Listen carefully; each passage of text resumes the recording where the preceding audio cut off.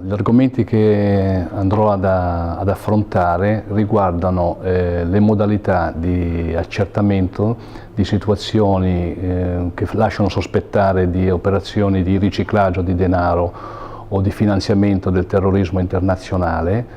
che possono essere rilevate dal personale delle pubbliche amministrazioni, in particolare da parte della polizia locale.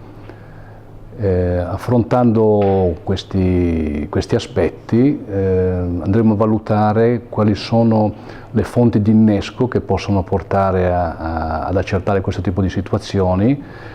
come reperire questi dati, come integrarli tra loro al fine di creare un quadro che possa risultare utile appunto per individuare questo tipo di attività. Degli aspetti che possono aiutare a individuare situazioni che possono risultare poi sospette e meritevoli di segnalazione alla UIF,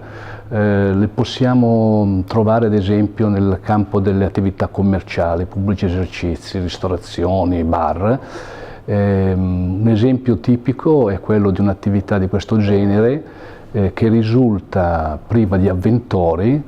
però puntualmente fattura rilevanti somme. Quindi questo è un indice che ci porta a presupporre che ci sia, tramite questo tipo di attività fittizia, un riciclaggio di denaro. Per le attività svolte dal Comune di Milano nell'ambito delle segnalazioni di operazioni sospette, nell'arco di circa 3 anni di attività, l'esame di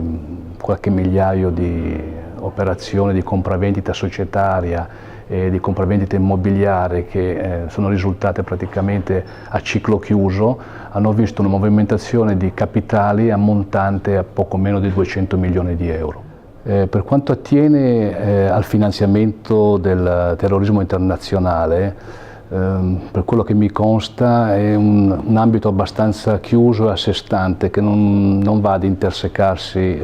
con il riciclaggio del denaro che riguarda le attività criminali nazionali. Questo tipo di attività, ad esempio, può essere posta in essere con un sistema di conferimento di somme di denaro tramite la rete di finanziamento chiamata Hawala. È un metodo di scambio di denaro previsto dalle leggi islamiche e che consente transazioni di somme anche di grande rilevanza nell'arco di poche ore di tempo da una parte all'altra del mondo.